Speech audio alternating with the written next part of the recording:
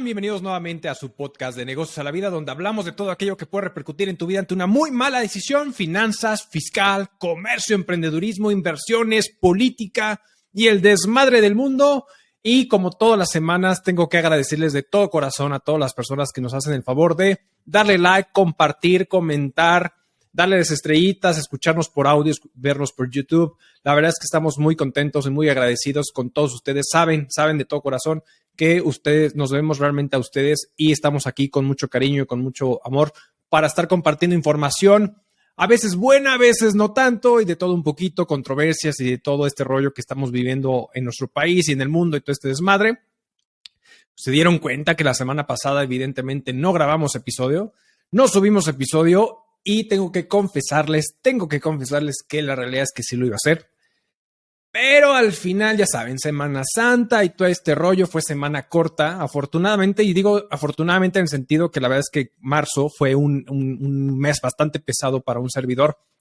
Nos encontrábamos con el tema de las declaraciones anuales de personas morales, prácticamente, que es el área fuerte que nosotros manejamos. Y bueno, pues ahorita en la semana pasada, en la Semana Santa, sí iba a grabar un episodio. Tengo que confesarles que sí iba a estar con ustedes.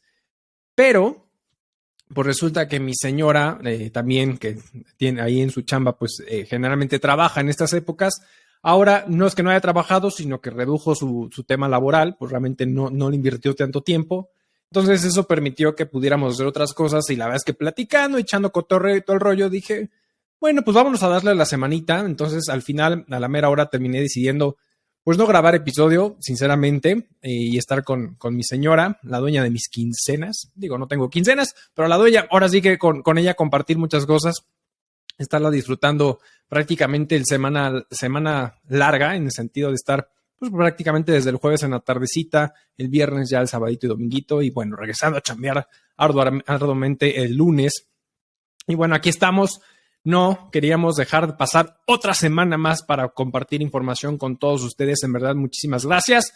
Y traemos algunos temas bastante interesantes que queremos compartir con todos ustedes, que es el tema de Santander y su salida de la Bolsa Mexicana de Valores y la Bolsa de Nueva York. Alibaba pretende hacer una competencia con OpenAI con el tema de ChatGPT. Ya veremos qué propuesta traen ellos por ahí. A ver, vamos a continuar hablando un poquito de la telenovela de Twitter, porque por ahí prácticamente Twitter Inc. desaparece y es absorbido por otra empresa, obviamente el magnate Elon Musk. Terminaremos también platicando de este rollo, de este asunto que está sucediendo con Interjet y la quiebra, y por ahí prácticamente el empresario Alejandro del Valle, que salió ahí en un videito a hablar algo al respecto. Veremos qué está sucediendo con esta situación. Y cerraremos el episodio hablando acerca de la adquisición por parte de nuestro gobierno de las plantas de Iberdrola. Prácticamente estaremos hablando de ese asunto. Y bueno, vamos a iniciar con el primer punto, el primer tema, que es algo bastante interesante en el mercado financiero. Hemos estado viendo prácticamente todo este desmadre económico, los apuntes de la Fed, los apuntes de Banxico, prácticamente de cómo decidieron en su momento subir solamente 25 puntos base, sabiendo que el tema de la inflación, si bien han reporte un poquito a la baja, pues también siguen controlando este asunto, y la conversación que hay en el mercado, lo que está sintiendo la gente por todo este tema financiero que hemos estado platicando en las últimas semanas. Y bueno, pues prácticamente decidieron subir solamente 25 puntos base, ¿no? Pero a todo esto existen algunos bancos que están bastante fuertes y que pueden salir favorecidos de todo este rollo, pero hay algunas situaciones, como es Santander, de manera muy particular y muy específica, que no le encanta el valor de mercado que le están dando a su acción, y ya verán por qué, porque realmente esto es algo que no es nuevo, sino que ya lo vienen ideando desde tiempo atrás, de esta salida de la Bolsa Mexicana de Valores. Y prácticamente Santander México, la filial mexicana del Banco Español, pues prácticamente comunica prácticamente en un acuerdo que llegan a tomar en su momento. Es más, es un acuerdo desde noviembre del 2022, donde prácticamente empiezan a listar la salida de la filial de Banco de Santander en México, de la salida de la Bolsa Mexicana de Valores y de la Bolsa de Nueva York. Prácticamente hoy, 13 de abril, que estamos grabando, es cuando en realidad se debería de estar concretando la parte donde Santander estaría pagando prácticamente la compra o la recompra prácticamente de las acciones que andaban en circulación de la Serie B y la ADS, prácticamente a la Bolsa de Nueva York. pagándola prácticamente un valor, y esto proporcionaría que de cierta forma el banco, la matriz de Santander, se quedara con la participación de la filial mexicana de un 96.2% a un 99.8%. Y aquí la situación es bastante buena porque al final, una vez que desde que iniciaron este anuncio y desenlistarse de la Bolsa Mexicana de Valores, prácticamente lo que sucedió es que las acciones de Santander se fueron hacia arriba, lo cual fue algo bastante interesante para Santander en cuanto a su valuación por la recompra que prácticamente estaba pactando, y fue algo bastante bueno cómo lo tomó el mercado esta situación. Ahora bien, se queda con el 99.8%. Entonces aquí la pregunta interesante es qué pasa con ese 0.02% que queda todavía por ahí. Y una de las cosas que prácticamente dicen es se va a constituir un fideicomiso que se encargará prácticamente con el tema de recompras de ese porcentaje, y que será constituido una vez que prácticamente se haga la cancelación de la inscripción de la Serie B que está en el mercado, y que es prácticamente lo que adquiere prácticamente Santander en esta situación, que es a través de toda la parte regulatoria de la Comisión Nacional Bancaria de Valores, ¿no? Entonces, con esta situación prácticamente dice, oye, a ver, ese 0.02% no estamos diciendo que se va obligatorio para que las personas que tengan esa participación vengan y se lo entreguen al fideicomiso, ¿no? Sino que está la opción de que en un momento dado la gente que decida de cierta forma poder o querer vender esa participación que tiene de ese 0.02%, esa parte minorista, pues pueda, durante un periodo de 6 meses a la constitución de ese fideicomiso, pues prácticamente se le pueda conservar la evaluación del precio pactado legalmente al momento de este proceso de recompra de acciones por parte de Santander. Entonces, durante estos 6 meses, ese porcentaje podrá podrá venderlo a este mismo valor de todas las demás acciones que prácticamente hoy en día pues pactaron esta compra, ¿no?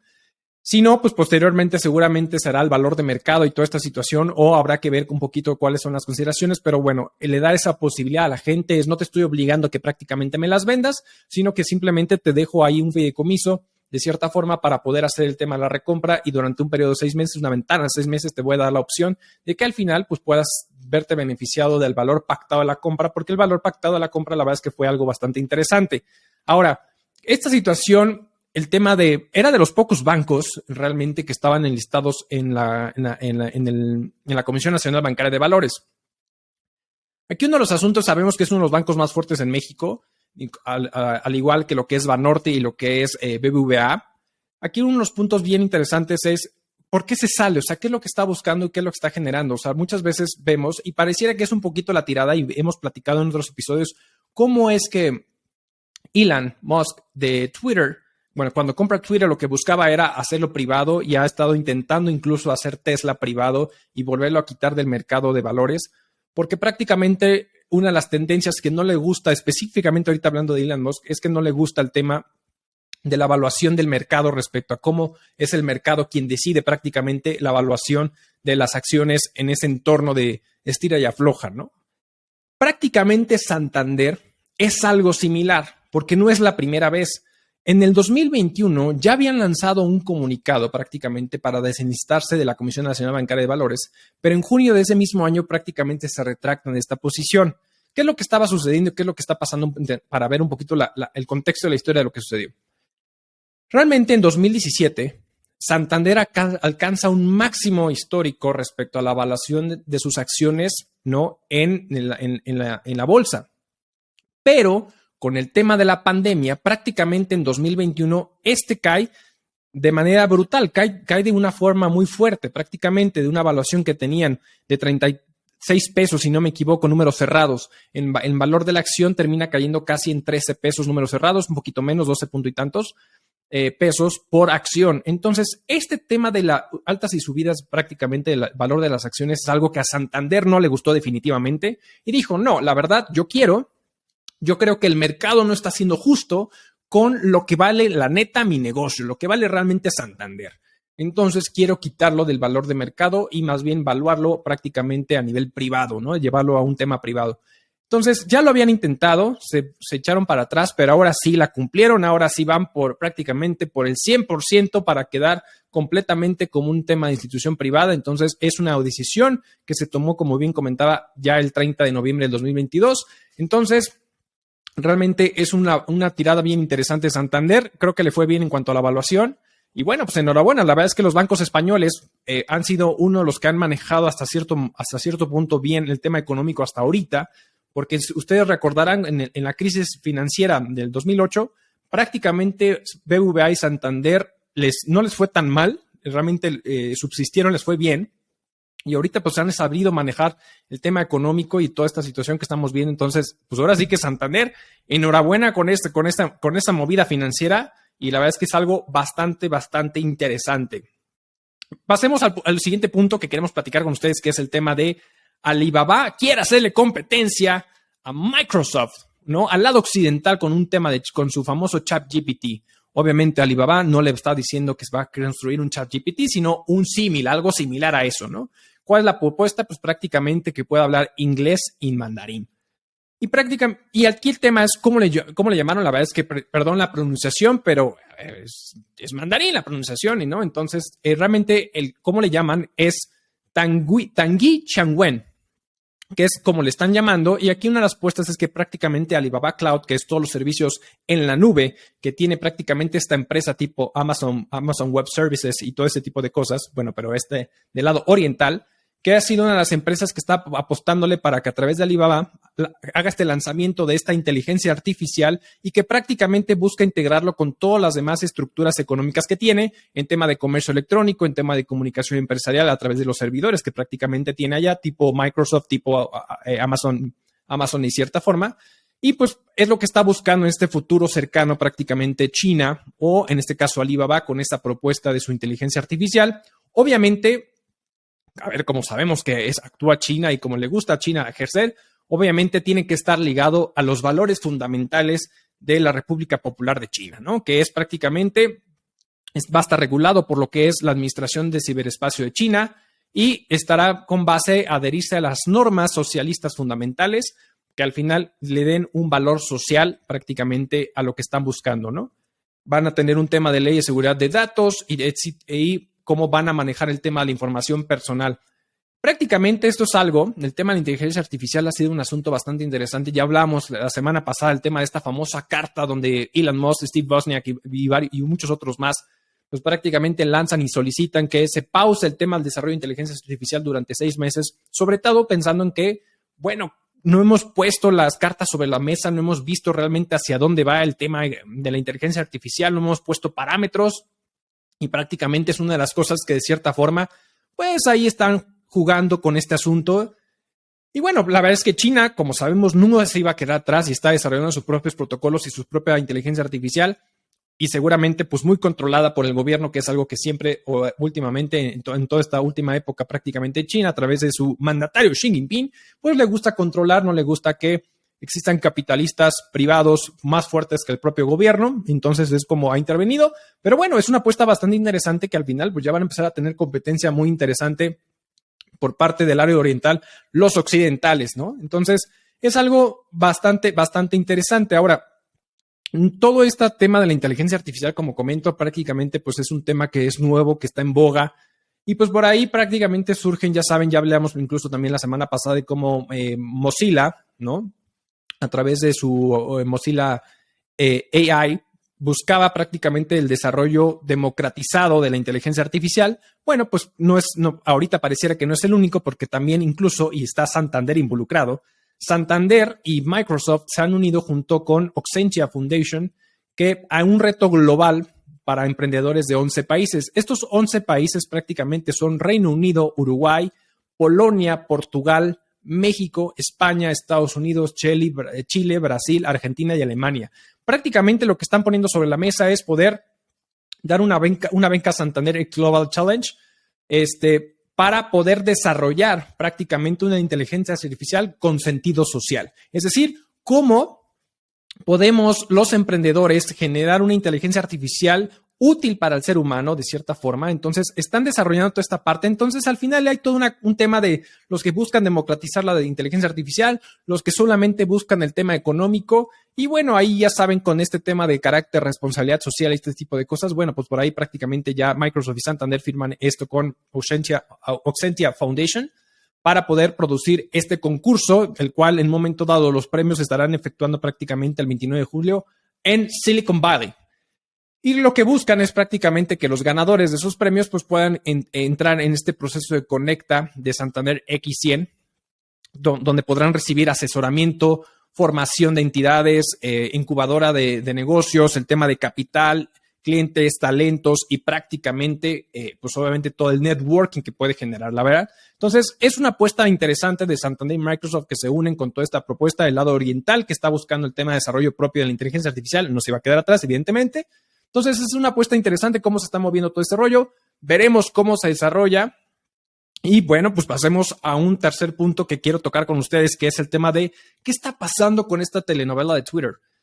A ver, sabemos que Elon Musk ha sido un cuate muy disruptivo, muy berrinchudo en muchas cosas, pero pues ya anunció, y porque prácticamente el 4 de abril se salen publicados documentos donde bueno, ya lo dicen, ¿no? Que al final Twitter Inc. deja de existir. No es Twitter el nombre de la aplicación, sino que Twitter Inc. como esta empresa independiente deja de existir porque forma parte ya de lo que se conoce como X-Corp.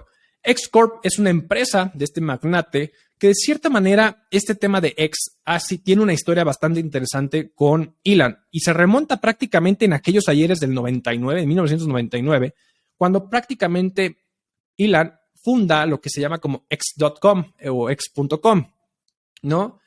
Y que esa empresa era una empresa de servicios financieros que para el 2001 se convirtió en lo que hoy conocemos como PayPal, ¿no? En 2017, prácticamente, lo que hace Elon es solicitarle a PayPal como el poder comprar nuevamente de vuelta, porque obviamente pues, formó parte de el dominio de X.com, para poder quedárselo. Y en su momento incluso dijo, la verdad es que no tengo por el momento nada que hacer con este dominio, pero es un tema de corazón, es un tema sentimental que quiero resguardar o quiero recuperar de cierta forma.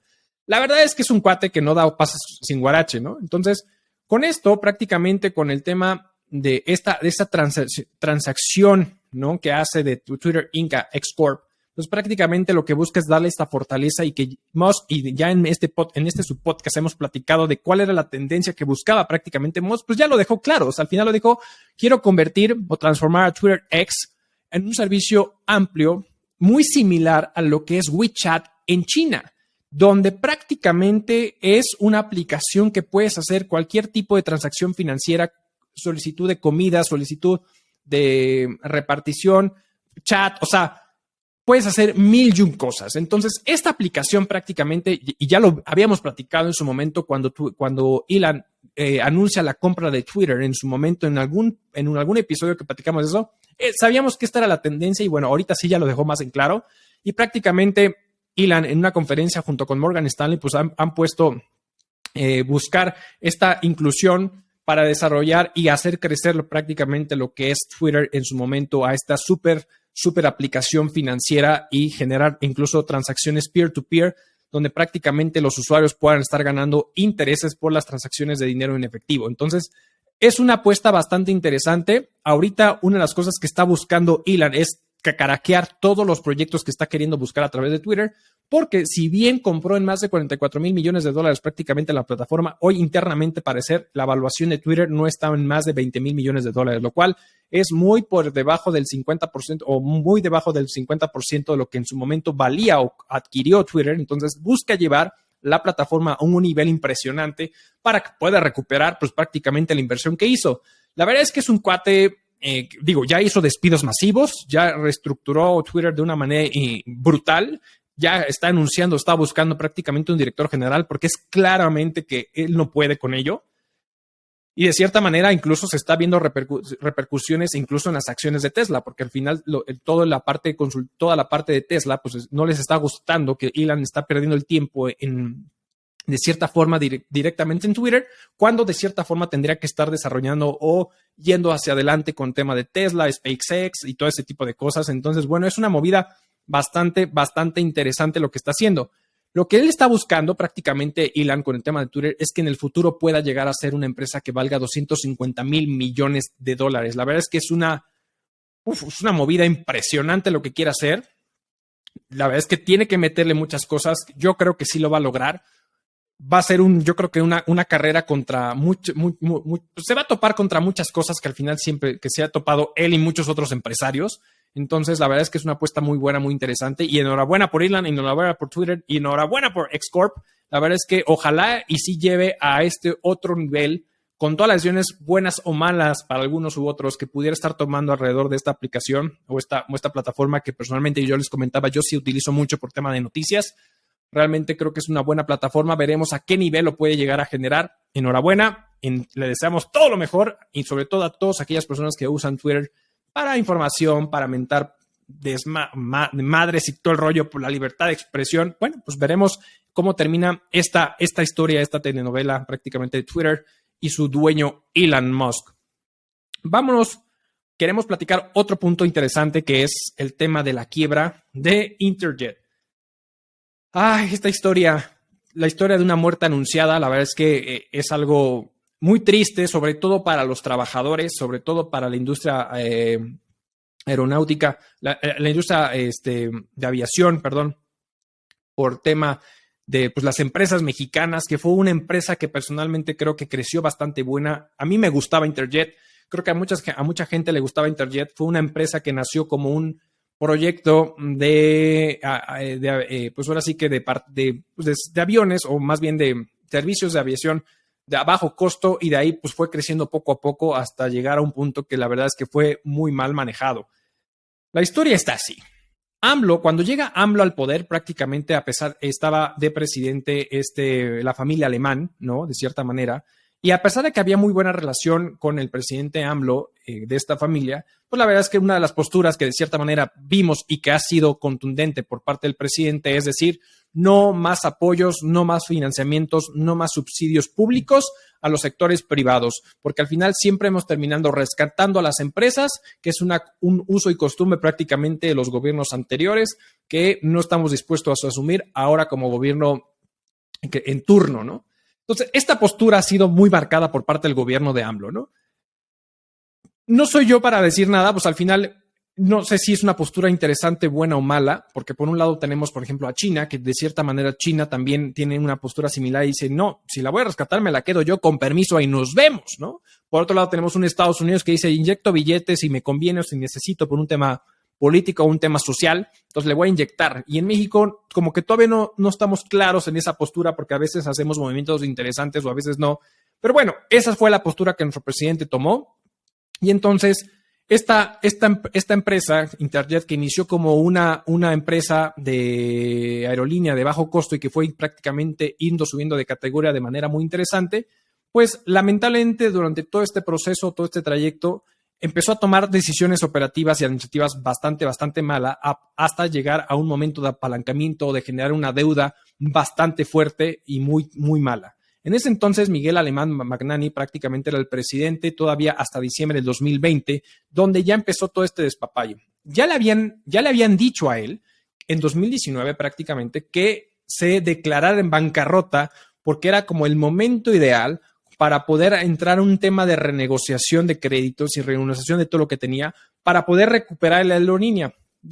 No hizo caso, siguió con el proceso y entonces prácticamente llegó con todo este destape de cloaca que prácticamente surgió con el tema de Interjet en diciembre de 2020, pues resulta que entran dos empresarios como al quite, y lo pongo entre comillas porque entra Alejandro del Valle y Carlos Cabal, y que prácticamente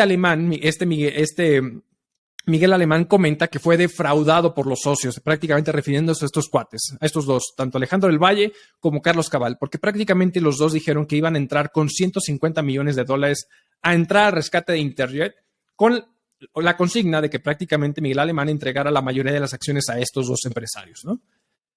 El tema está que al final, pues pareciera que estos dos cuates no entregaron la lana, y como no entregaron la lana, pues Interjet se fue pues ya la historia que sabemos, que al final fue un desmadre, trabajadores sin pago, muchos clientes o consumidores suspendidos porque les fueron cancelados sus vuelos, acreedores sin ser pagados, el SAT con un adeudo de impuestos impresionante.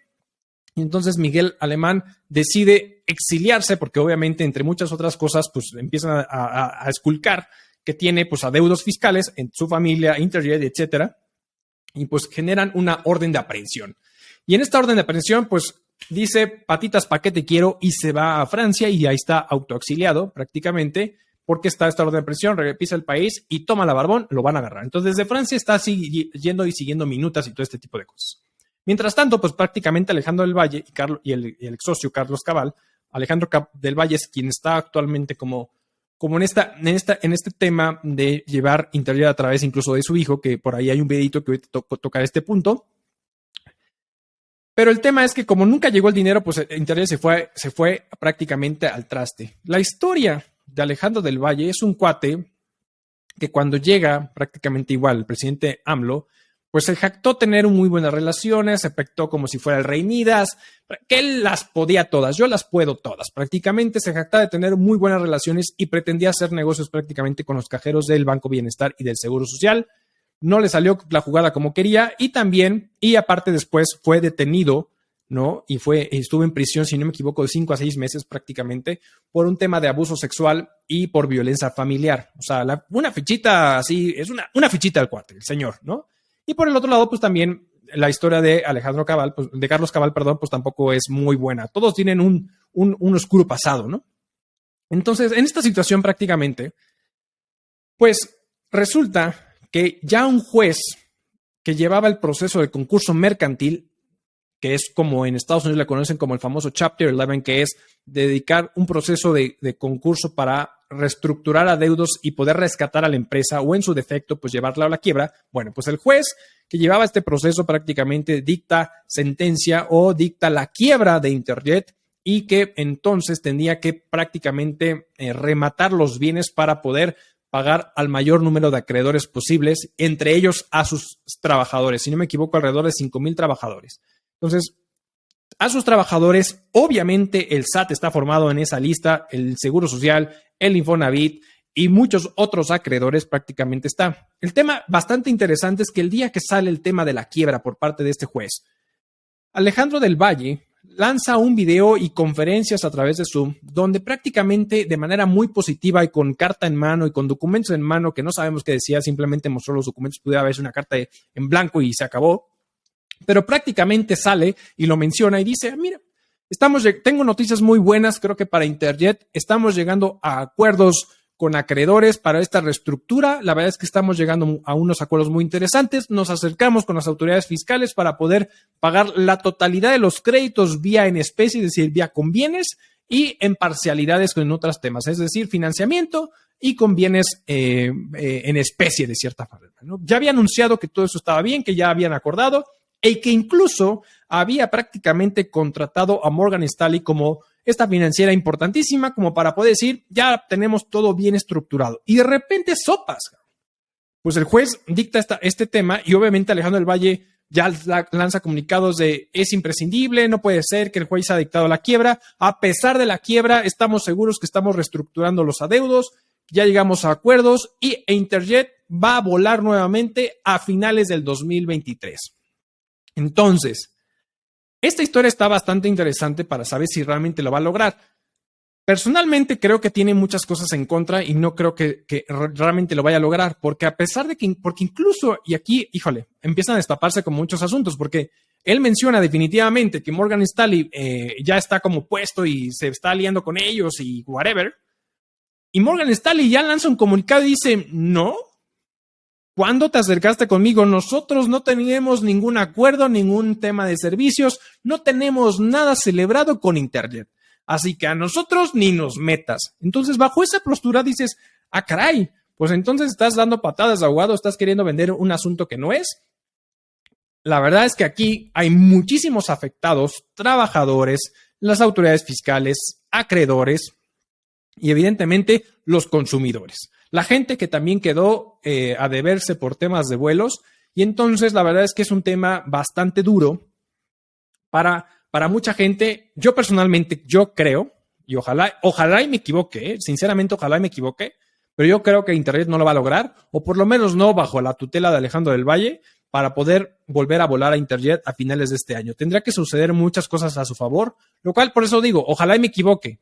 ¿Por qué? Porque entonces si me equivoco, creo que pudieran llegar a acuerdos muy interesantes, pudieran solventar asuntos con el tema de los trabajadores, el seguro social, impuestos y la gente que compró boletos y se los dejó ahí tirados y arrumbados.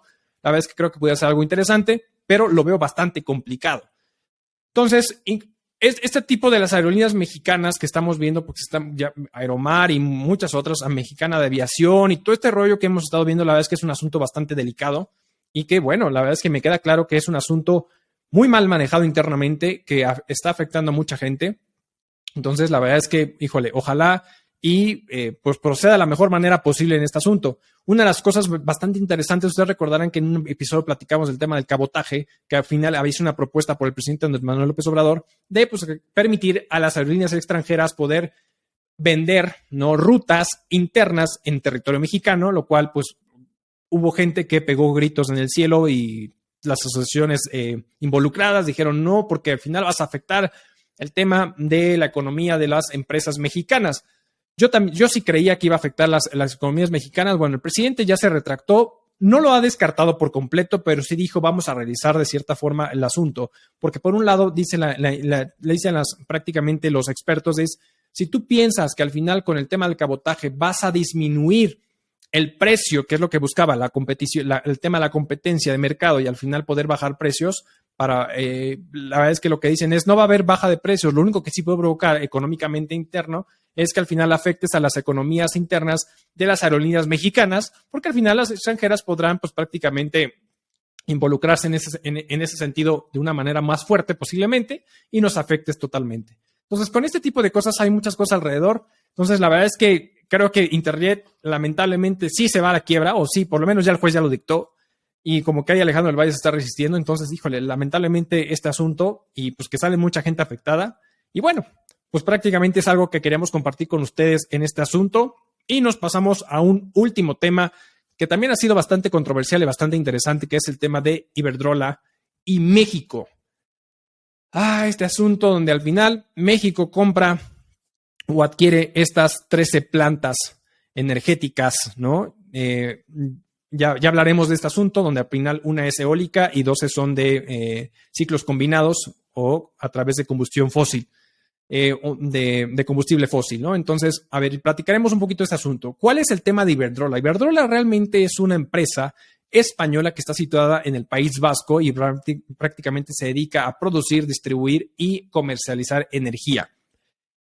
La relación de Iberdrola y México se remonta en aquellos ayeres de 1984. Un servidor ni siquiera había nacido, pero en aquellos ayeres del 84 prácticamente entras exclusivamente como asesor para Iberdrola ya tenía años con el tema energético, realmente ya tiene años con el tema energético, entonces en el 84 prácticamente se vuelve asesor a título gratuito, y lo pongo entre comillas porque a nadie nos consta ese asunto, ¿no? Pero se supone que a título gratuito prácticamente Iberdrola entra como asesor para que la CFE pueda generar una planta nuclear en Laguna Verde, en Veracruz, lo cual pues ahí sigue esa planta de cierta forma, pero entró como asesor. En ese entonces no había participación en el mercado de empresas privadas en el sector energético.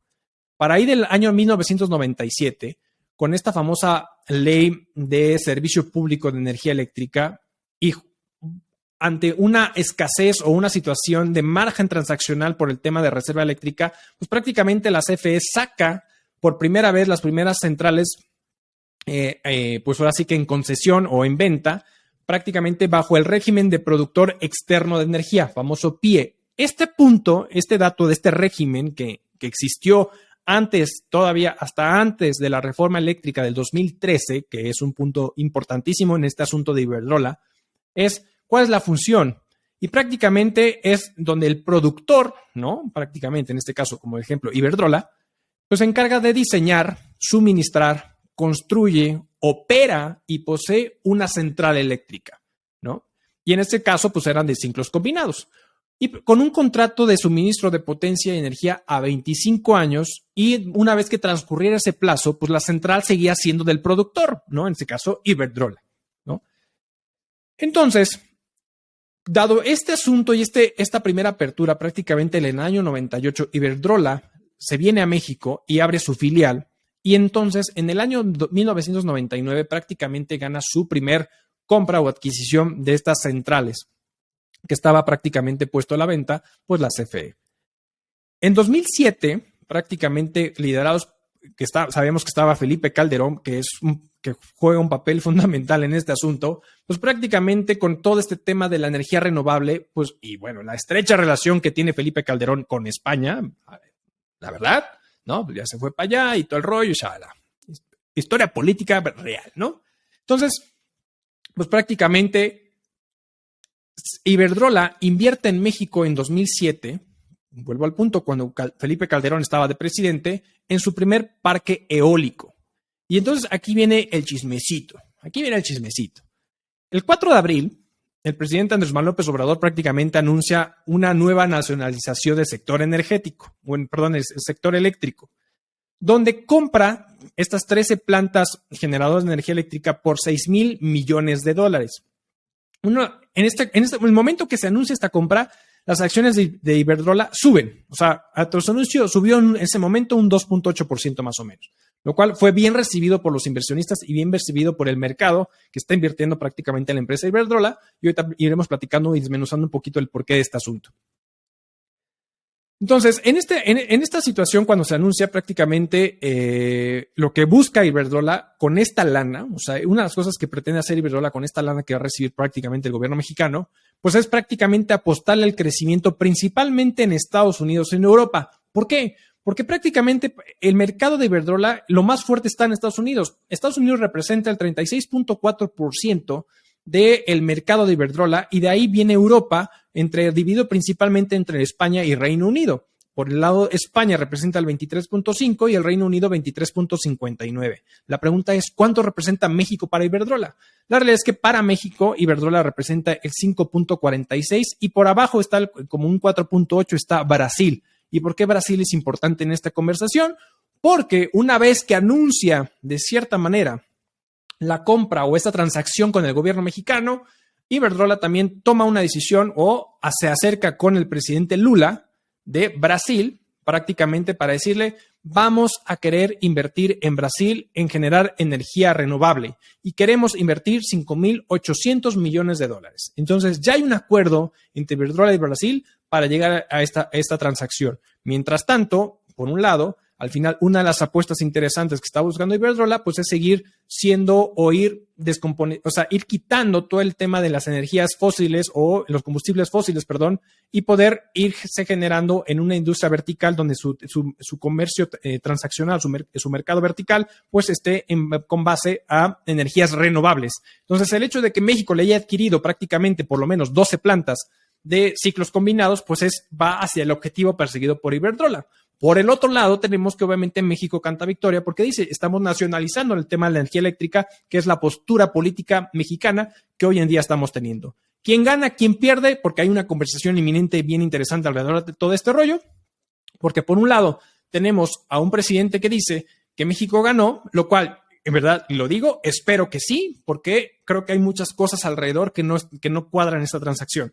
Pero en verdad espero que sí, porque al final quien va a terminar pagando todo este desmadrito somos nosotros los mexicanos, con nuestros impuestos, con muchas otras cosas y obviamente las finanzas públicas del Estado. Entonces, ojalá y sí gane México en esta situación. ¿Por qué? Porque prácticamente una de las cosas que anuncia el presidente Andrés Manuel López Obrador es que con esta compra prácticamente incrementaría la transacción de la generación de energía de un 39.6% a un 55.5%. Este margen o este incremento de producción de las CFE es un margen bastante interesante y bastante bueno, pero hay truco. Desde mi punto de vista hay truco. ¿Por qué? Porque de cierta manera ya AMLO había hecho una propuesta de campaña, decir que prácticamente iba a buscar que para final de su sexenio la CFE tuviera una producción de energía eléctrica de un 54% del mercado. Está bien, es válido, y prácticamente con esa transacción, pues prácticamente ya lo tiene, ¿no? Y ya lo hubiera ganado. El punto aquí interesante con este asunto es cuál es la situación o estructura de estas plantas generadoras eléctricas. Porque, a ver, y aquí viene el tema duro, los datos duros de esta situación. Yo les recuerdo, aquí hay dos cosas. Por un lado, se jacta de esta situación y la compra y este crecimiento. Por el otro lado, de adquisición o la compra de las plantas. El tema es que en este proceso las plantas efectivamente eran Iberdrola, pero no van a pasar al gobierno mexicano. El contrato lo que es que hay un tercero involucrado en este asunto, que es México Infrastructure Partners, que es prácticamente, México Infrastructure Partners, que es prácticamente la encargada de comprar, ¿no? De adquirir para el gobierno mexicano el tema de las plantas eléctricas. Entonces, el contrato anterior prácticamente era que Iberdrola era el dueño de las plantas y la productora de la energía. Ya ahora simplemente las plantas no son del gobierno mexicano, son de esta entidad privada, ¿no? Y sí, lo va a operar CFE, eso sí, ahí es donde cambia el asunto. Entonces, con esta situación también hay que entender de estas 13 plantas que prácticamente adquiere el gobierno mexicano, 10 estaban bajo el régimen de productor de externo de energía, el famoso PIE, lo que les comentaba en un inicio porque creía que era importante este asunto. ¿Qué quiere decir esto? Que al final es que Iberdrola tenía estas plantas eléctricas, pero tenía la obligación de que esas 10 plantas productoras le vendieran el 100% de la energía producida a CFE. Entonces, dentro de los números producidos de ese 36.4%, perdón, de ese 39.6% que hoy la CFE sí produce, ya está involucrado la energía que adquiere por parte de Iberdrola de esas 10 plantas. Entonces, las otras 3 plantas es lo único que podría sumarle porque no están dentro de esta participación y sí pudiera incrementar, pero no va a incrementar de 39.6 a 55.5, como dice justamente el presidente, sino que realmente estas 3 plantas equivalen al 1.9 de la energía eléctrica que se genera en el país. Por lo tanto, seguramente, en lugar de 39.6, se estaría aumentando a un 41.5%, lo cual está muy por debajo de ese 55.5% que se está diciendo por esta situación de que ya estaba generado.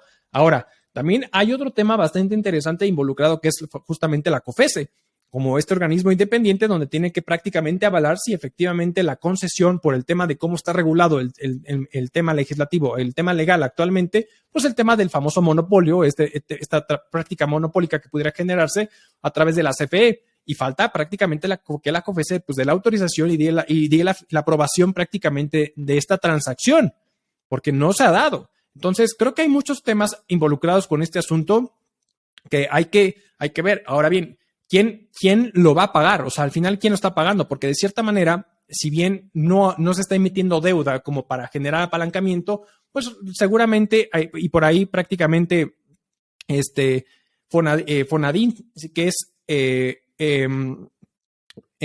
quien es parte de Banobras, pues es prácticamente lo que se está buscando generar el recurso económico para poder pagar esta transacción, el cual ya se ha dicho que no tiene el recurso suficiente. Entonces, híjole, entiendo el punto del presidente de decir quiero nacionalizar el tema energético porque hay un doble speech de gente, de personas, ¿no? Donde dicen es que siempre hemos visto que el mercado o las empresas públicas han sido mal manejadas por los gobiernos. Y yo les digo, pues sí, güey, pues por eso Pemex es lo que es. Y sí, tenemos un presidente necio que quiere rescatarlo, pero también no mamen. O sea, perdón, ahí se me salió. Pero también, oigan, ¿cómo hicieron? ¿Qué hicieron con Luz y Fuerza? ¿Qué hicieron con la CFE? ¿Qué hicieron con todo esto? O sea, al final no es todo es miel sobre hojuelas con esa transacción. Y por el otro lado tenemos empresas privadas, como fue P&G en California, en Estados Unidos, que quebró y la gente estuvo pagando mucho dinero por el tema de cómo se estaban aumentando los precios de electricidad. Entonces, prácticamente aquí el speech prácticamente del presidente es decir, oye, para evitar que se incremente el tema del precio, pues evidentemente queremos adquirir la energía para mantener los precios a todos los mexicanos. Y aquí viene lo interesante, porque también no todo es bonito. O sea, entiendo ese speech romántico, pero con todo lo que se está generando, evidentemente, no quiere decir que el precio vaya a bajar. Es más, creo yo, porque Iberdrola ya tiene mucha experiencia en este asunto, entonces lo que buscaba a través de esas plantas productoras era eficientar el tema operativo. Definitivamente no veo a la CFE eficientando ese tema operativo, a menos que sea menos recursos, como muchas instituciones gubernamentales independientes, como ha sido Prodecon, como ha sido muchas instituciones que les han quitado recursos y lo único que están haciendo es mal su chamba porque no tienen recursos suficientes para contratar a gente capaz, etcétera, etcétera, etcétera. Entonces, creo que con este asunto definitivamente sí va a subir un tema delicado, porque yo sí creo que todo esto puede encarecer el tema de los costos operativos de la CFE, pero pues para mantener ese speech de que no va a subir prácticamente el precio de la luz, pues entonces, ¿qué puede llegar a suceder? Que existan los famosos subsidios, como hoy siguen existiendo el subsidio. Entonces, estos subsidios lo único que va es que alguien más va a terminarlo pagando. ¿Quién?